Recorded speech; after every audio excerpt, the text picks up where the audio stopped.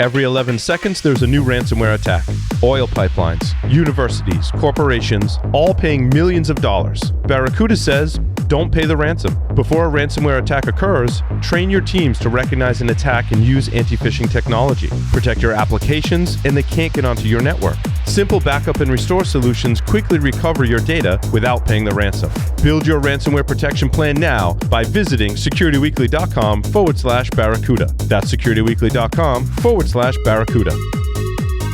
Welcome back, everyone, to Paul's Security Weekly. If you have a specific guest or topic you'd like us to cover on one of the upcoming shows, submit your suggestions for guests by visiting securityweekly.com/guests. Complete the form.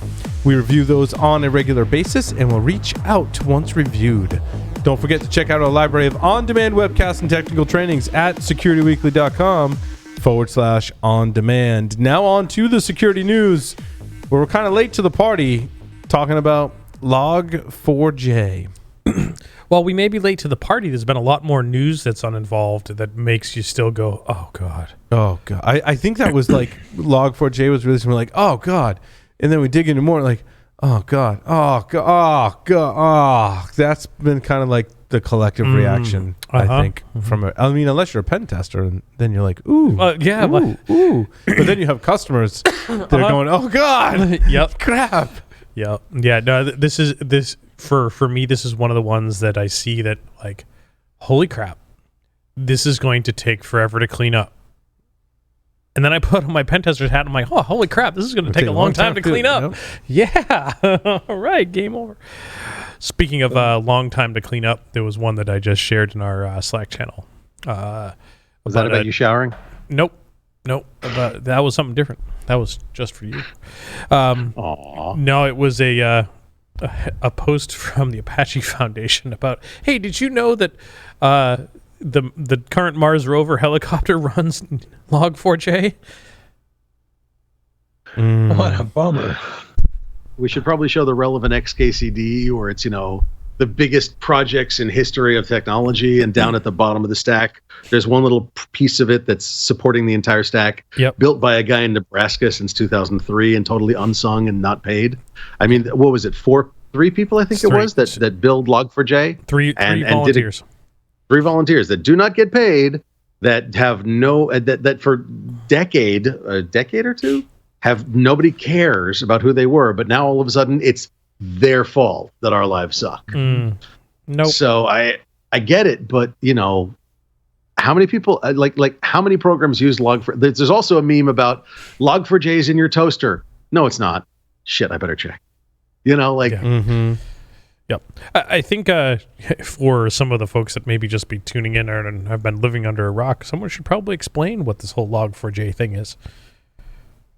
Oh, God. All right, fine. So I'll give you the basic overview. Log4j is a logging library. I know, hard to understand with a name like Log4j. And it's actually, as I understand it, it stands for Log4Java, right? That's my understanding.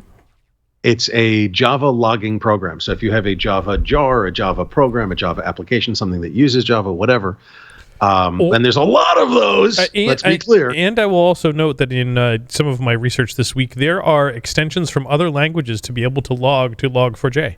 Yeah. So I didn't know that. I mean, we'll back up a little further. There's, I think many of us that write, let's just say Python scripts, our logging mechanism, if you're writing a Python script to accomplish a task, your logging mechanism is print, right? Yep.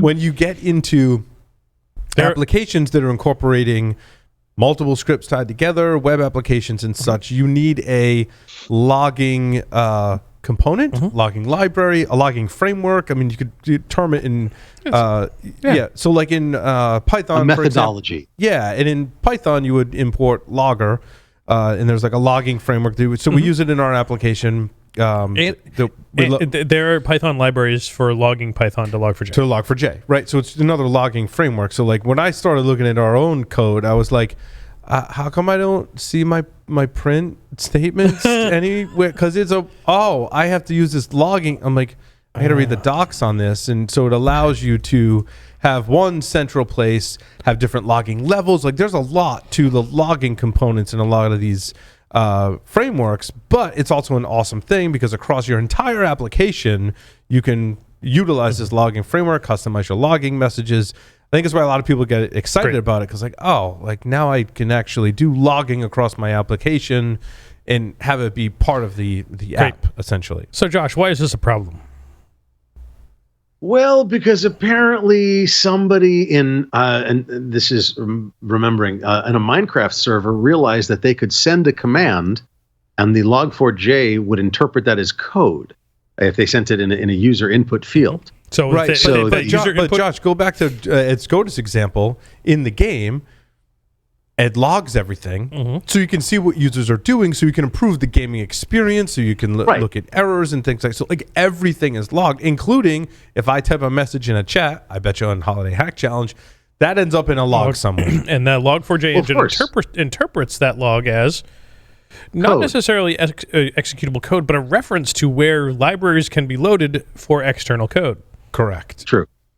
So it's actually that's a really good point, because things like SQL injection, it's interpreting what the user input as code.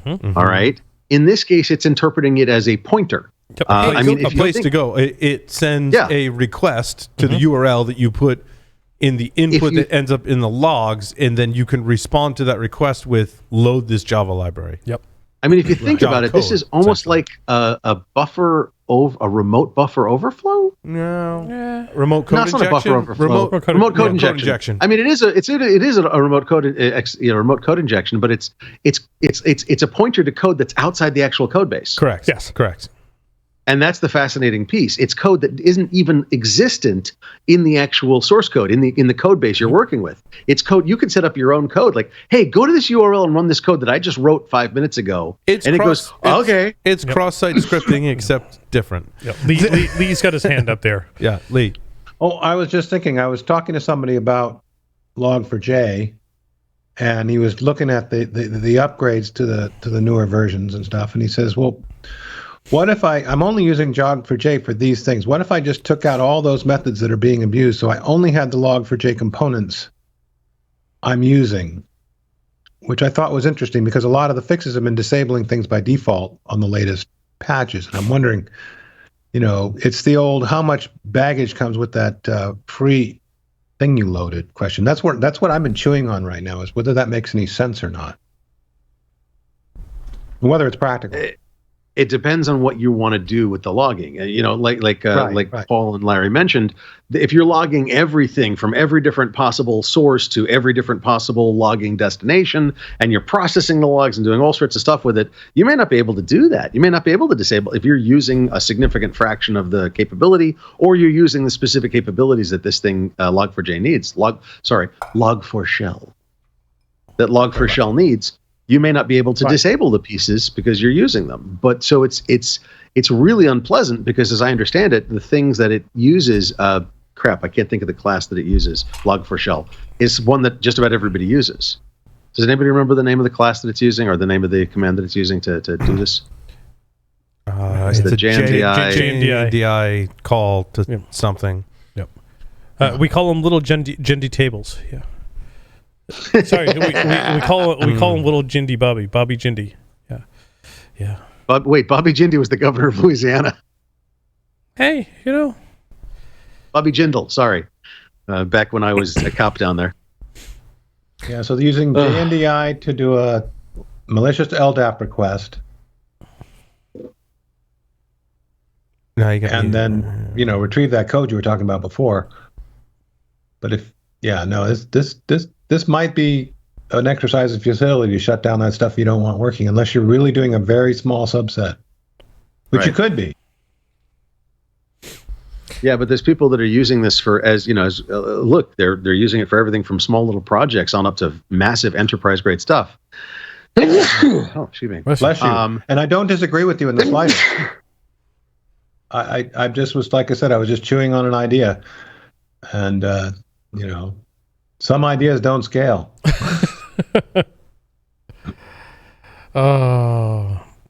So yeah, this is particularly bad. Like, what was it? Over the weekend, I saw hey, you want to find websites that are that don't do very well? Just change your user agent in your browser to be that specific JNDI string where you can track it, and then lots of websites break when you try to browse to them. Like, yeah, change something on your Apple device, and you can compromise Apple servers. Set your Wi-Fi SSID to that JNDI string and set it to open and see who joins it.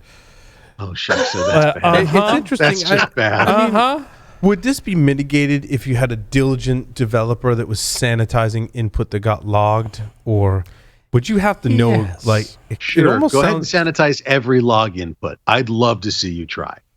I did to a certain extent to make sure my application wouldn't crash if I logged the wrong data type or something like that. But I don't think most developers would have the foresight to go, well, I shouldn't log that because that could be a vulnerability. I think if you thought that, you would have discovered the vulnerability, right? Well, It's I kinda mean, what I'm- and that's kind of the interesting thing, Paul. I mean, because for how many years have we said you need to sanitize your inputs on everything? right. And this would apply there. Like, Yes. you need to sanitize your input on everything.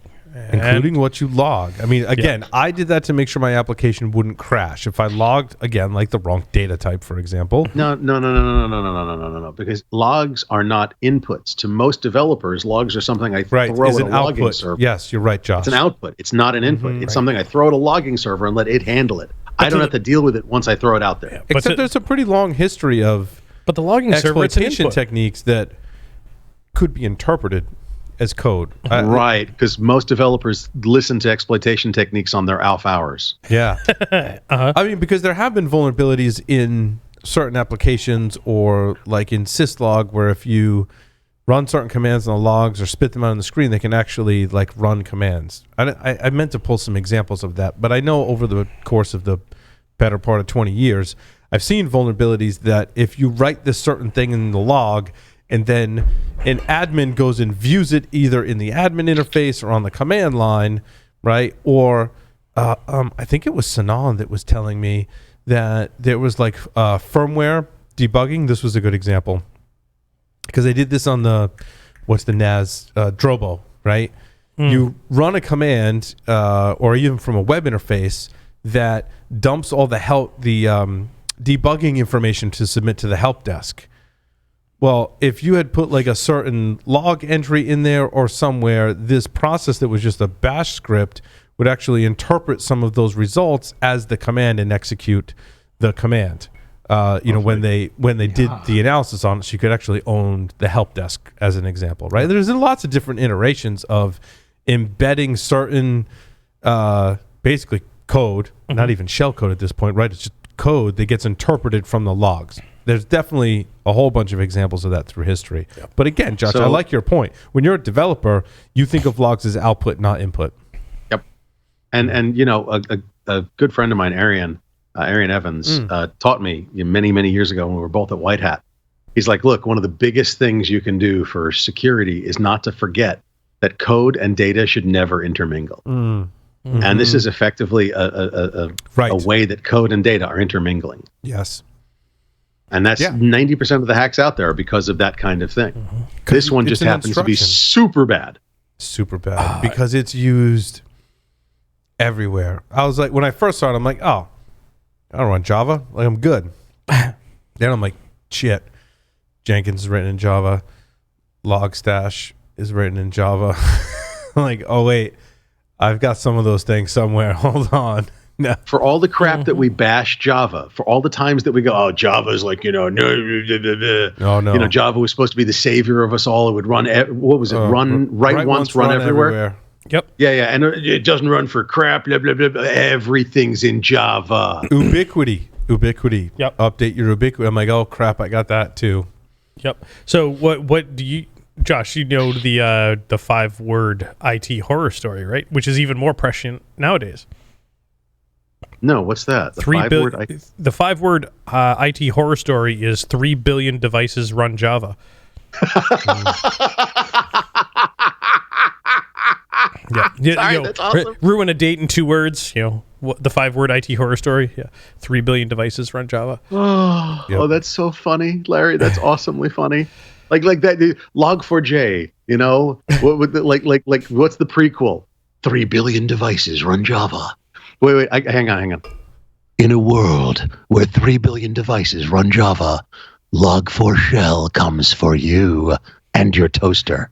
It's I Tune in linked 6:30 p.m. for more of the story. Right. I linked to a article that talks about and lists out a lot of the vulnerable applications. Cold Fusion 2021 runs Java. Atlassian runs Java. Broadcom, Cisco, Citrix, cPanel, Tesla, Docker. There are a lot of trackers that are keeping track of those. Mubix listed one. There's in the tweet that he put out. There's a lot of them going out there. I will point out on the comedic side, somebody put out a tweet, and I forgot who it was, that said we are in an era where SIEM companies whose SIEMs have yet to be patched or fixed for Log4j are putting out marketing articles on how to avoid it. Yeah. Mm-hmm. It's true. Yeah. Because they probably use it. Yeah. Oh, come on. They definitely use it. It's not even funny. If you want to do something fast logging, you probably are using Log4j. Yeah. And I forget where I saw it too, Larry. There was a DEF CON talk that referenced. Yeah, and it may Was again, it a DEF CON and talk? it may not have been a DEF CON talk that I'm thinking about it, but you and I both saw this in the tweet stream. I saw it somewhere between Friday and over the weekend that this is not something that is new. We as an industry have known about this for 6 years. And that there was a talk at one of the big security conferences that highlighted it. May have been only one or two slides on it, but there was something there. And I can't find a reference to this to save my life. Okay, who out there in the webosphere in our audience can find or knows the DEF CON talk or ShmooCon or something that has a mention of, was it Log4j specifically that was mentioned, guys? Yep. Who remembers the Log4j talk? Have you searched SlideShare? Maybe it's there. Also text Jeff Moss. He's building the directory of all security talks and all slide decks. But does anybody know? Because that would be great to find out. Yeah, because Larry and I both saw it. We both can't remember where we saw it. It was one of those. It was, Saturday night. I'd had a couple of drinks. I was on Discord. I was in a similar boat. I was on Discord, and I'm like, oh, that's really cool. I should flag that for later, and then I forgot to flag it for later. So that's not long ago, because how long have you been on Discord? No, I've been on Discord for a while. Like 10 years? No, I mean, we saw the tweet that said, hey, by the way, we knew about this 6 years ago. Yep. Oh, okay. Yeah. Yeah. So how many other... Oh, wait, let me ask another question. How many other catastrophes, and by the way, when I say catastrophe, I'm not joking. This is fairly well a web... I think somebody called it a web-tastrophe. But, I mean, I know of at least one major ISP that's had a multi-100-person incident bridge for the past 96 hours or so. Okay? But how many... And I'm sure there's more than that. That's just the one I happen to know about.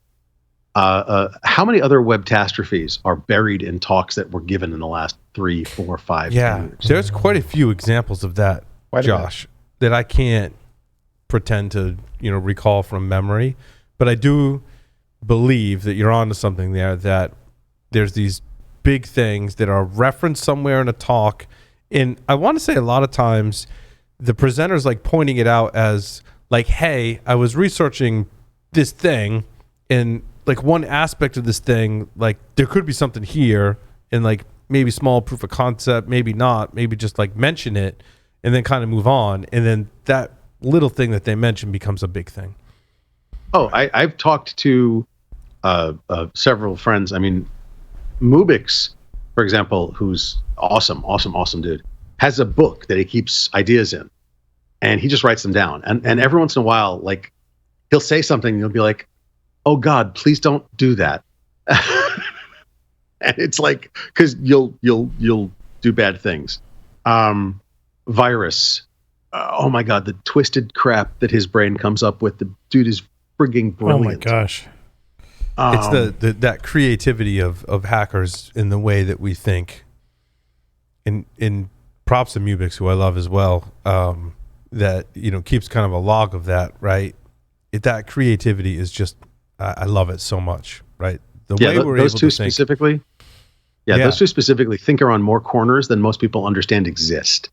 That's one thing I miss about conferences. Just one thing, now that you mention that, Josh, is just sitting around with our hacker friends and hearing the way war that they stories. think. And the war stories. Not so much stuff that they've done, right? Because that's always fun too. But what they want to do. But what they want to do and the way they think about things, you're like, wow, how I miss those conversations of like, if I was hacking like to this thing in this way, like I might approach it this way. And you're like, holy shit, that's brilliant. Like that's amazing, right? And it's sometimes fueled by the conversation happening. You're talking about something and someone's like, that kind of makes me think of this and X, Y, Z. And you're like, oh my God, that's amazing. That's why it's not the office, it's the conferences. I agree entirely. Wasn't it about 15, 17 years ago that we discovered there were several ICMP types that would just flow natively through firewalls without obstruction? Oh, yeah. I just remember being in a SANS class one of the students in the back was like, I caught that. I'm trying a bunch of different ICMP types, and look, this gets through and that gets through. It's like, holy crap. This is the same SANS class I learned that Hal Pomeranz always starts on time because his watch is tied to the time clocks, so it's always right. Oh. Speaking of time clocks, did you hear about Kronos? Oh, yeah, I saw that. They're going to be down for a couple of days, weeks. Few weeks, they think. Yeah. Yep. And so I didn't dig into it a ton, but my initial reaction, and I think their initial reaction was Log4j, but now we're also hearing ransomware. Yeah. I mean, I think that we're going to get a lot of ransomware via Log4j. Okay, so Log4j, my desktop is dead right now. I shut it down and as decommissioning it. I'm decommissioning it because all of a sudden I was playing a game on Steam, and all of a sudden I don't know if it was Steam or not, but my RAM usage climbed to 95% and wouldn't come down. And I'm like, what the hell is going on? So I'm running Windows 10 Pro, blah, blah, blah, normal stuff. And I'm checking things out. I'm checking what's going on with the memory. I reboot. I do all the standard BS stuff I tell my dad and everybody to do. It's not fixing it.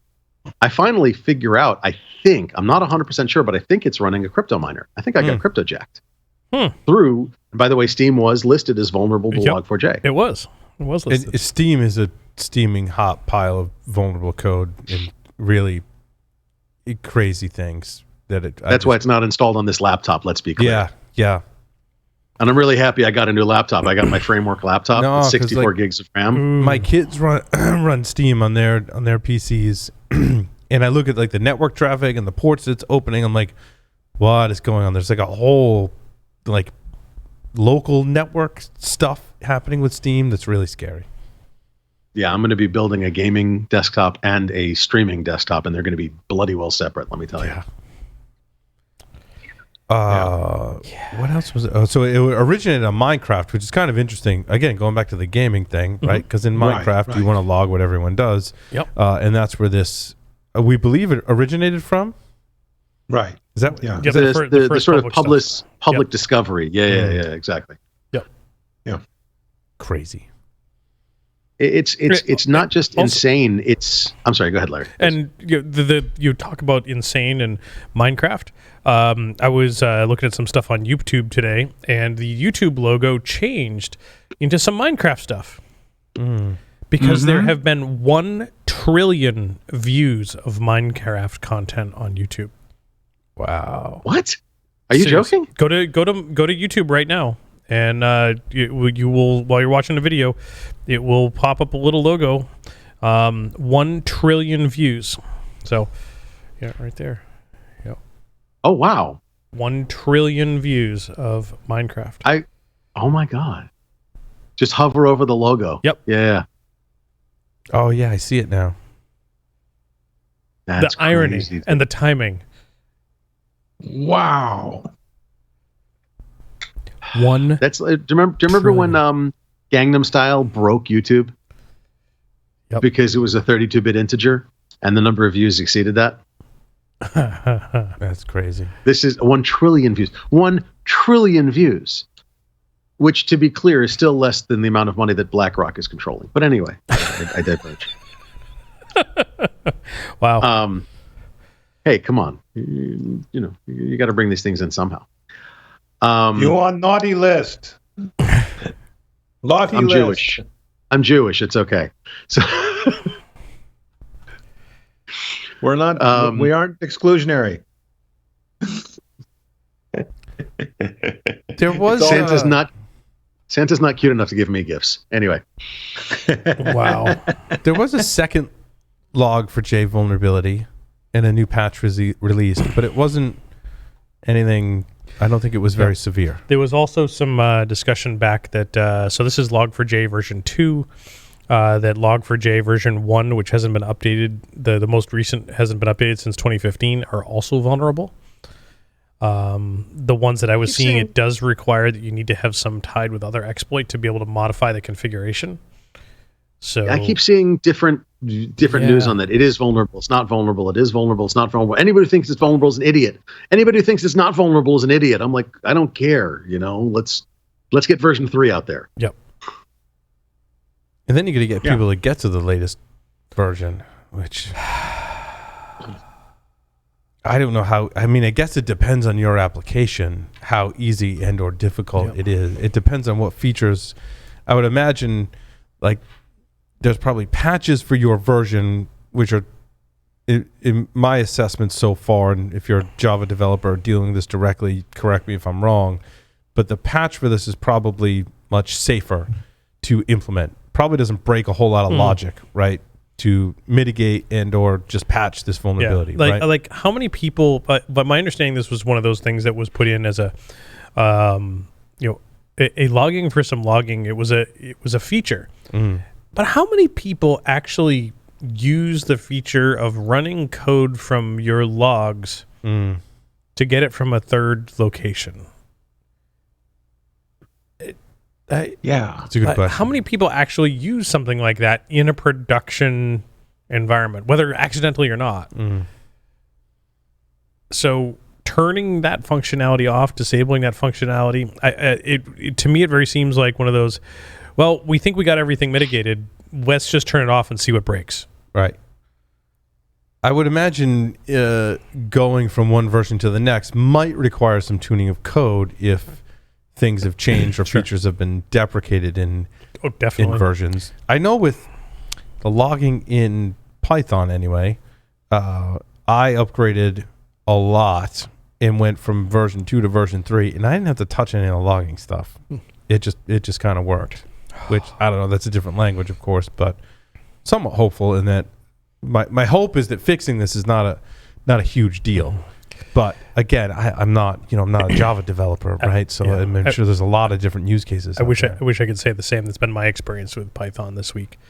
I'm trying to use some open source stuff on GitHub to do some fun stuff for some day job, and I found some code that looks really promising. Like this is exactly what I need and what I needed to do, but it's some shit show mashup of Python 2 and 3 in the same script. Oh, wait, what? Wait, say that again, please. How does that work? I don't. That's the point. It doesn't. And I've been attempting to go through and convert everything from Python 2 to Python 3, where it isn't already Python 3. There were probably 300 print statements. Yep. And 250 of them were in Python 2 style. The other remaining were in Python 3 style. So you had to add the parentheses. Tell me you found a tool to fix it. No. Yeah, it's called VI. Yeah, it's called the regex. Regex. Yeah. Anytime you use regex to solve a problem, now you have two problems. Yeah. It was VI and manual. It didn't take me all that long to fix. But if you're using regex to solve a problem, you didn't hire Joff to do it. There's your problem. Exactly. Right there. But the point being is this is the script out of the box was using both print statements for both Python 3 and Python 2 in the same script. Yeah, no. Yeah. Now that I get it fixed, it's got other problems. But yeah, you've got the there's something with the data structures and loop. I forget what it was that I had to fix. It was something where you loop through a dictionary. There was something else that changed. This one is one of those typical, hey, you declared something that doesn't actually exist. Like there's another library that needs to be imported that they didn't import. Like, yeah, it's the typical GitHub code type of thing. Who do you call for support? So, can I throw back to the Log4j for just 1 second? Yeah. Sure. I just read an interesting, while we're sitting here, I just read an article because I wanted to look for who are the actual maintainers. I realized I'm being rude by not actually knowing who the hell they are. And it turns Fair out that their GitHub page is only sponsored by 3 people. And so several people, including some people that were at Google and were at various places, the Log4j maintainer is, and I think it's one person is the Log4j maintainer. It's a guy named Volkan Yazici. And if I'm mangling your name, forgive me, Volkan. But he dreams of working on this full time. But he can't get the money. And somebody else said, companies have money they're willing to spend. They just can't figure out how to find the maintainers and fund them properly. So what we need is something to do. Instead of just doing software bill of materials, which I'm a big advocate of, but instead of just keeping track of which open source libraries you're using, but how do we also fund them? So, there's got to be a way to bounty this stuff. I'm going to say NASA's got a pretty decent budget, and NASA put Log4j on Mars. They could probably swing him a couple bucks. You think, they could, but the problem is finding him and finding out how to get him that couple of bucks. It's not the money, it's the distribution of the money through a source that is trusted and available and reliable and easy to use and procurement. Can you imagine trying to work with developers in procurement? Oh dear God. Okay. So we need to. The only problem with that plan is it assumes that they would be willing to take that job to be paid for that level of responsibility. Some people don't want that. But it would be a good thing if they could. Right? So if Jimmy doesn't want to, if Larry, because I'll just pick a random name. If Larry doesn't want to work on his cream cheese package, okay? That came out way wrong. Anyway, so we're not going to talk about Larry's soft package. Anyway, so if his schmearable package. So if Larry doesn't want to work on his cheese code, okay, his cream cheese code, then we can actually say, hey, somebody else can come in and help, and we'll pay them so that we have a backup or an understudy. There's a lot of ways to do this, but you're right. Lee, you're absolutely right. Don't get me wrong. But what I'm saying is there has to be a way to fund a system that open source code can actually get maintained. Because look, if anybody had to guess, let me just ask for your wild frigging swags, okay? Seriously, wild ass guesses. How many of these types of issues are we going to see in the next 3 years? I mean, Ed Scotus already said there might be another one coming, and I don't think he said that just as a guess. No. I'm not putting words in his mouth, and that's not something I'm asking you to guess, though. You're right. But I'm asking you to guess. How many what is your prediction, oh great seer, Mr. Paul Asadorian? Okay, we all know how amazing your prescience is. Okay? Tell me, how many do you think are going to happen in the next year, 2 years, 3 years? Give me a guess. I think we're going to be on an average of maybe a quarterly basis. How many a so quarterly? We're going to see Webtastrophe one a quarter? Mm-hmm. Yeah. Okay, Lee, what do you think? On average, quarterly. You couldn't see it, but I was holding up 4 fingers as in 1 1/4. Okay. Oh wow. We're okay. So we're thinking this kind of. And Larry, please don't let me hold you out. Go for it. What do you think? I'm going to be a little bit more optimistic and say 2 a year. Okay. So between every 3 to 6 months, we're going to see a Webtastrophe like this, like Log4j. People are going to lose weekends, lose weeks, lose money, lose development time, restrictions put on code, more style manuals, S-bombs everywhere. Am I vaguely correct, guys? Yeah, I'd say so. And to that, if we're going to add to that prediction a little bit, and we're getting to the end of the year and predictions and stuff, I'd be more inclined to go with the Ed Scotus method, and it's not going to be 1 every 3 to 6 months. It's going to be 2 in December. Yeah. Do it in the holidays because that's when people aren't there, and we're more and people aren't going to notice shit. And they're off getting drunk. They're not watching their logs. They're on vacation. They've got vacation at the end of the year that they need to take, use it or lose it. A lot of people are various in that holidays. Boat. Yeah. Yep. Well, various holidays that people maybe take vacation. I think I have a meme. I have a meme that speaks to the problem. And there's a professor at the pulpit, and he asked the question, "How many of you can code?" Everyone raises their hand. And he asked another question, "How many of you can develop software?" No one raises their hand. And I think that's part of the problem, right? It's certainly something that was a huge shock for me. I'm like, I can write some code. I've been writing some code, and I can write the one script that accomplishes a task, and then I get into like a large application that has like users and like a web interface, and I'm like, holy crap, I don't know how to develop software. This really sucks. Like, this is hard. Like, product management, product development is a science and an art. It is not the same as coding. And I like it when I'm the only user that's writing code. When you've got other users, right? Yeah. And then you're developing software. I think it's a big difference. Yep. When you create a workaround that's supposed to last a little while and it winds up lasting for years, that doesn't make you a software developer. It becomes temporarily permanent. Right. Or permanently nothing is more improvement. Nothing is more permanent than a temporary fix. Yep. It's true that. I look back at my own code, I'm like, wow, that is a real hack. And Marston's like, our developer's like, yep, that's a hack. He's like, but it works. I'm like, yeah, but I used a global variable to solve that problem. Like, I've always been told this is really bad. I'm like, but it works. Yeah. It's not stupid if it works, right? I did. I saw that in my code. I'm like, I don't remember putting that in there, because I probably put it in there and like put it out of my mind. Like, that was evil Paul, because like regular Paul would never do that, but evil Paul would put a global variable in. I'm like, oh god, that's ugly. Paul, do you know that was the evil Paul who wanted to screw up future Paul? Yes. Yeah. Yes. Yeah. Didn't care about future Paul. But Paul, seriously, do you know the one word you didn't say about writing code or developing software? Testing. Secure. Good. Security and testing. What? Yeah. What's that shit? Testing is why you have users, and you deal with security when it comes up. Users are for testing. All tests in production. That's it. Like, we haven't really tested them. Like, isn't that what pushing to production is for? Is for testing. But I mean, this is the fascinating point. This is the cultural issues that we have. We have a culture where we build software and throw it out the door for the users to test. Mm-hmm. Do we write secure code? No, we needed to get out the door. What's wrong with you? Yep. Well, I wrote a proof of concept. Do we use global variables? Yes, we use global variables. Git commit -m YOLO ampersand git push. Just do it. You remember the old days when the boss would kill you for making a significant change on a Friday afternoon? Well, yeah, because then all the users have gone home and they can't test it. That's right. Until Monday. Yeah. Works great over then the you weekend. better be out on Monday. Yep.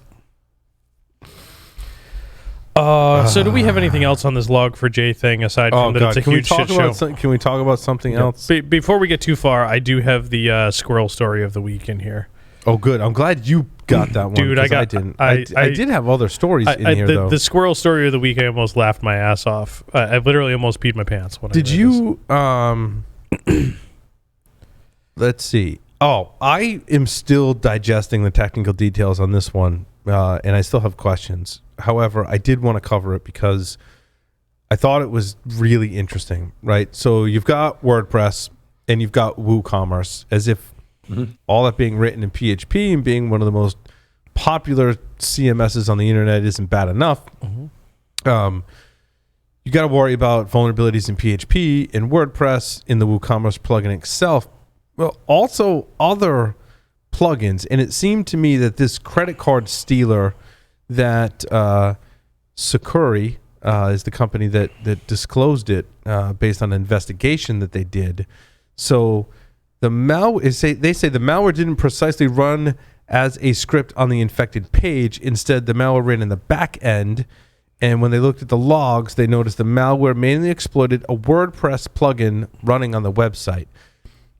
And when I looked into the technical details, it seemed to me that in WordPress, and this is the kind of feeling I get from working with WordPress, is like the code for WordPress and all the plugins, there's no separation there, right? No. It can all kind of be intermingled and mixed together. So what they did was they found a vulnerable plugin and put some code in that, which in turn affected the WooCommerce plugin to skim all of the credit cards. And I think we're kind of digging into some of the fundamental issues with WordPress, and this is just one of them, is that, again, it's not like every plugin runs in its own sandbox, right? Like, ultimately, all that code for the engine itself and all the plugins gets interpreted like all together with no degree of separation. So you're only as secure as your least secure plugin on your site, which is Right. Yep. Yeah. We've said that for a long time.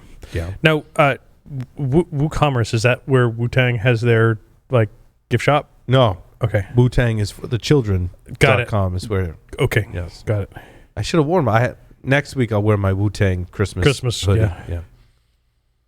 So, I mean, one of the interesting things I keep, as I love reading the WordPress blog posts on WordPress vulnerabilities because they really give a decent dive into what's going on, what went wrong, who's been notified, what versions are fixed. And yes, they are a WAF provider and they do provide, updates for stuff. Well, they got to stay in business. But one of the things I was reminded of is, one of the, not to go backwards, but one of the fixes for Log4j is to make sure you've got a working WAF. One of the good protections for WordFence is to have a WAF in front of it to try and cut down the malfeasance of people trying to exploit those weak plugins. At least slow it down a bit so it's not a forever, so you can at least sleep at night. Yeah. I mean, we could do a whole thing on WordPress security and insecurity, for sure. Yeah. But, I think it goes back to the conversation we had with Sinan, right? Is that reducing your attack surface? And there's lots of things you can do to help secure and help insecure, WordPress, right? Mm-hmm. But certainly limiting the plugins is sound advice. I mean, oftentimes when I've seen plugins that have these heinous vulnerabilities that lead to tens of thousands or more WordPress sites being compromised, it's ones that we don't run, and that's largely because we practice what we preach, Lee. Right? We're very stringent and diligent about making sure we have the smallest number of plugins possible, that we vet the plugins that we have. We also use a provider that does a couple of things. One, they've got some great WAF kind of functionality and security controls in it, and they will actually flag a plugin that you have that's vulnerable, and if you don't remove it, they remove it for you. Like, they send you a notification like, yeah, you've got like 3 days. They're like, if you don't do something about this plugin, we're taking it right off. That's freaking awesome. Yeah. I mean, that's the only way we're able to get by. I love it. I mean, we've got a lot of WordPress properties here at CRA, which, I mean, anyone that is curious could go figure out. Like, it's not like a private thing. Like, it's not secret. It's on the internet. Fucking website on the internet, right? And so those are some of the strategies we employ, and a lot of that is, again, going back to when you're a small or medium enterprise or small business, right? Having the right partners and right hosting providers that take on a lot of that work for you. Sure, I could secure and maintain one WordPress site and probably do it pretty well myself. However, we've got 6 or 7 or more, and I need help. I need help with that, right? I need to set myself up for success, and having the right partner that applies that security, especially with WordPress still being PHP and all that stuff. And they'll do the PHP engine upgrades for you as well. That's the thing in the interface. And if you don't do it in a certain period of time, guess what? They're pushing you to the latest version of PHP, right? So that you don't just have a provider. You have a provider that has your back, which is a little different, which is pretty cool. I don't think everybody's in the latter category. Correct. It's very smart. But I think something we didn't talk about with Sinan, right, is somewhat of that loss of control. I give up a little bit of control, varying degrees, when I use that provider, and the only conversations that lead to maybe doing it ourselves is to maintain some of that control. But with control comes great responsibility, and so I'm reading articles about, well, how do you put WordPress in ECS? And it's doable, and there's some great tutorials out there for it. But then so I can stand it up and I can do it once, right? And that's great, sweet. But I got to maintain it, right? Mm-hmm. I got to make sure I apply the updates. I have to monitor it. I have to make sure it doesn't go down. I have to keep an eye on the bill. I have to make sure it's configured properly, all that kind of stuff. So there's time and resources and responsibility that comes with control. And you hope that you've got a good return on investment there. And then you can hope it doesn't get hacked if you're maintaining that control. It's a lot more responsibility. It's scary. Yep. Yeah, and you know what? I think with maturity comes a willingness to give that up, to not have to do all those hands-on things yourself anymore. You learn that let others do it. 30 years ago, or more, I wouldn't have made the choice that you made. I'll admit it. Yeah, you want to do everything yourself, right? I want to run my own mail server. Want to run my own website, my own DNS, taking care of everything my myself. pets. Yep. Yeah, and why can't those just be cattle? I think I really am at the point, Lee. I mean, along these lines, right, where I kind of pick and choose based on what interests me. Yep. Yeah. And I'm like, I know I can't. I want to build and maintain everything because I want all that experience, right? I was having this conversation, a pre-record we did for a new show we're launching next year, right? I want all that experience, but I know I only have so much time. So I really got to like pick and choose. So maybe I'm going to outsource this stuff or SaaS host that stuff. But like this thing, that's the thing I want to focus on, right? And it's often, a lot of times, what's interesting is I build that stuff, I get it up and running, and then I go, I want to gain back those cycles that I'm spending maintaining that because like I feel like I know it now and I've had the experience. Let me go outsource that, and I want to go build a new thing. And run it myself, right? Kind of go through that cycle. To me, this is the mowing the lawn scenario. Like, it takes me 3 hours to mow my lawn. Yep. Now that's a good time. You're outside. You're it's kind of a mindless task. You can let your mind go. You have a couple beers on the lawnmower. You run over your wife's flowers. Ask me how I know this. I was waiting for that. I was waiting for that. Yep, been there, done that. Clip a couple of she never shuts up about it either. But it's usually after 5 or 6 beers because it's been 3 hours. But if then I go and 5 or 6 beers is just a primer. Like I feel like it needs a prime before. I haven't even gotten to the string trimmer yet. A beer primer. A beer primer. Yes, beer primer. But the point being, it takes me 3 hours to mow my lawn, and then I look at my bill rate. I'm like, well, shit. But then I can hire the lawn guy to come in and do my lawn for $75, and he does it in an hour because he's got 3 guys, and it's $75. And he's got the ride-on stand-up thing, that the platform mower that I don't care what he's got. It's the time money trade-off is like I just got back 3 hours of my life, and I only Larry, had to I'm not work. going to talk about the time trade-off with your wife and your bill rate. But anyway, it's a different story altogether, right? I'm clearly undervalued here. That's you do it for the exercise, but you can also go for a run and then go home and have a few beers. Yeah.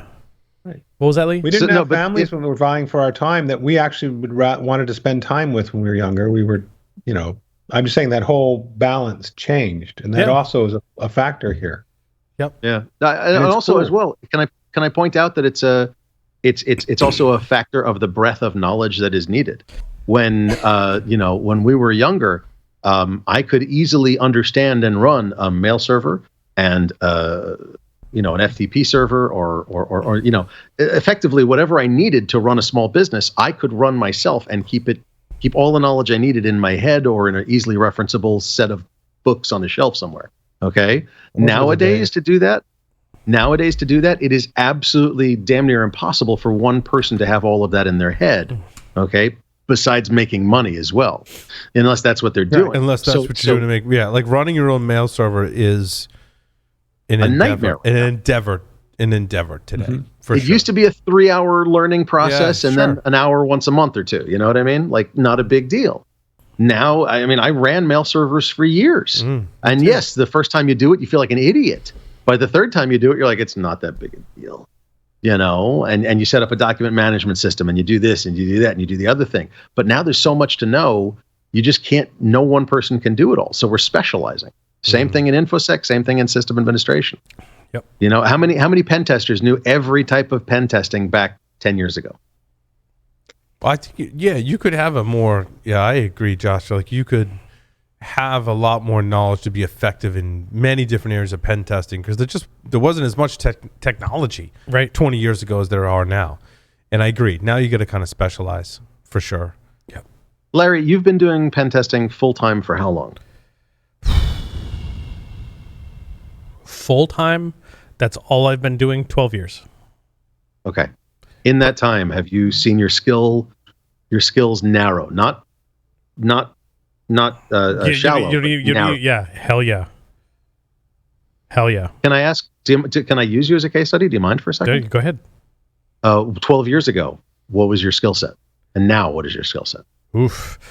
So 12 years ago, I was definitely more on the internal side, exploiting Windows domains. A little bit of Unix, Linux, but a lot more on the Windows Active Directory, Windows Desktop side. And now?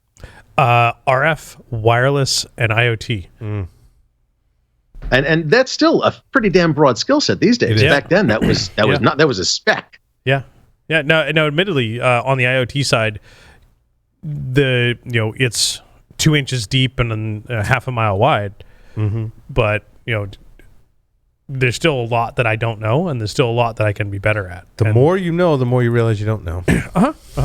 And that was the evolution on the Windows side. Like when I started, it was the Windows side, and I learned so much.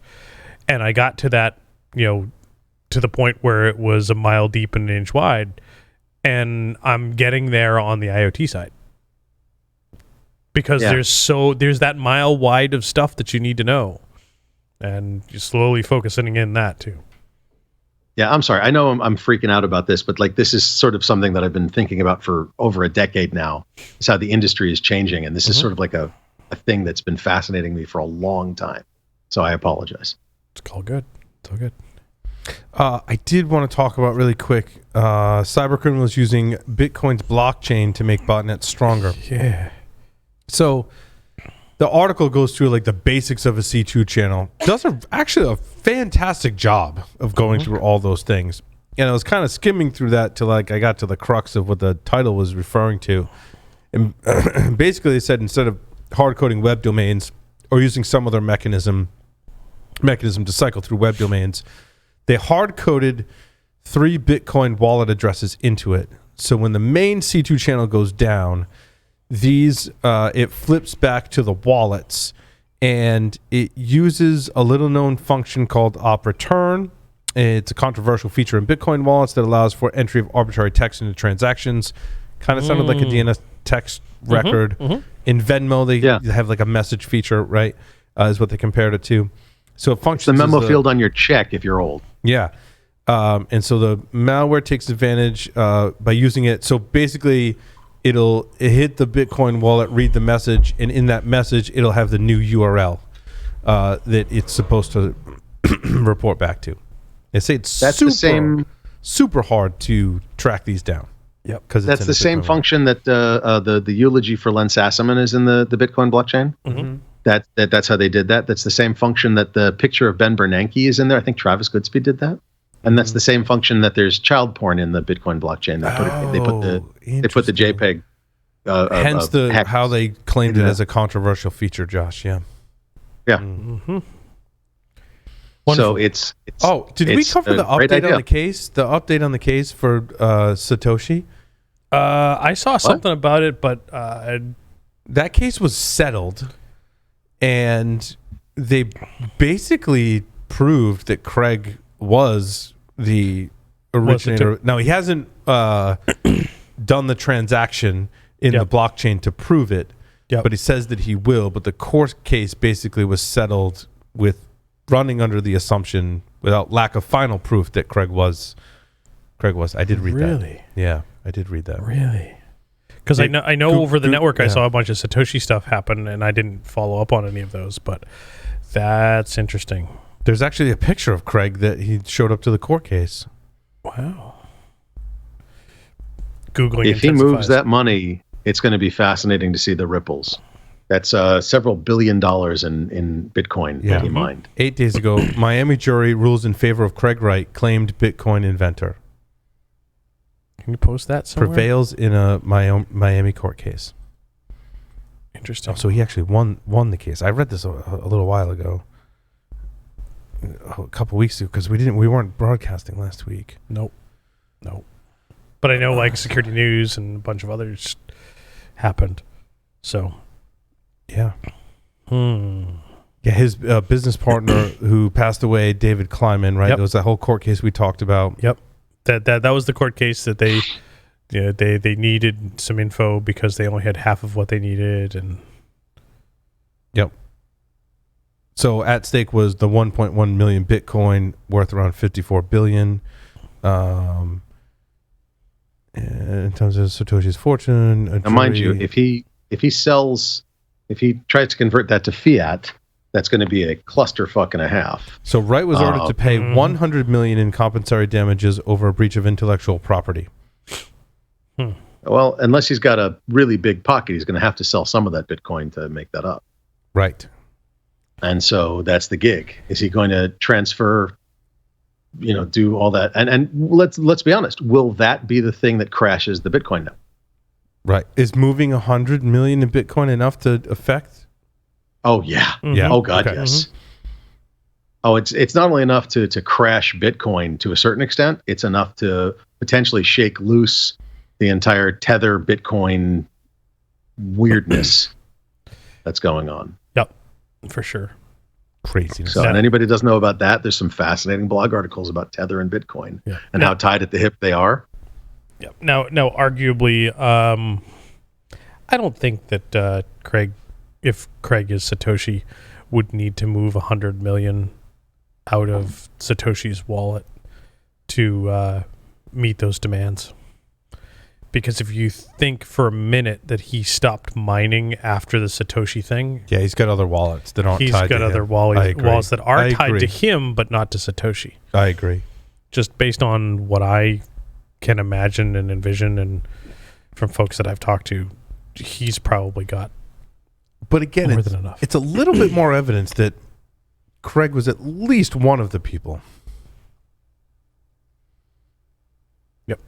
That created Bitcoin. Yep. Which we all kind of, we all knew Craig, right? Yep. Know him and haven't seen him obviously in a long time. The single most decorated SANS certificate holder in history. Right. At the time when he was involved with SANS, he held every SANS certification, including, my understanding, both GSE certifications. Really? Yeah. Every I did not know that. certification. Yep. Every SANS certification at the time when he was involved with SANS, he owned. When was that? Roughly 6+ years ago. I saw him 10-ish years ago. Yeah. 10. It's easy. Yeah. I was going to say, like, how old is my oldest son? Because I remember we were renting a beach house, and I flew to a SANS conference in Baltimore, and He was there. had beer. He was there and had beers with him. Yep. And he was Red Skirt, as they refer to him. Yeah. He was wearing a little SANS volunteer apron. Yeah. Yep.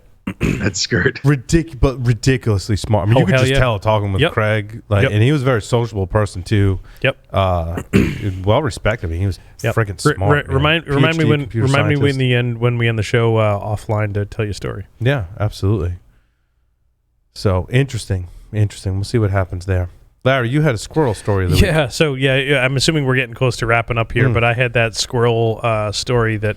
Oh wait, you had a couple of stories in there. It's all right. It's all right. Don't worry about it. It's getting late. Any of those interesting enough? You want to just go right to let's do the squirrel. Let's do the squirrel one. So the squirrel was my story number 7. Jacques Tits. Is that his name? Yep. The mathematician behind Tits Buildings, the Tits Alternative, and the Tits Group, and the Tits Metric. Oh no, I know it's coming. He passed away at 91. Go ahead, say it, Larry. He went tits up. Oh, God. It's not funny to laugh when someone dies, but I'm sorry. I just can't not. I mean, I feel bad the person passed away, but yeah. So Jacques Tits left behind a legacy. I can't even listen to say that without in laughing. research group theory and geometry. He won the Abel Prize in 2008, which was an award created by in 1899 after a Norwegian mathematician learns that Alfred Nobel would not give out a prize in mathematics.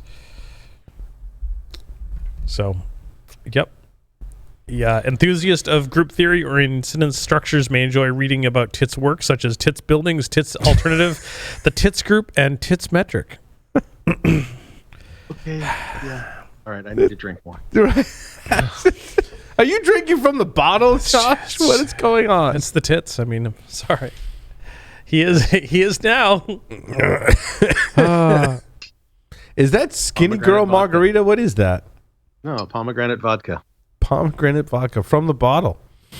The fact that it's also sitting on his desk is also telling.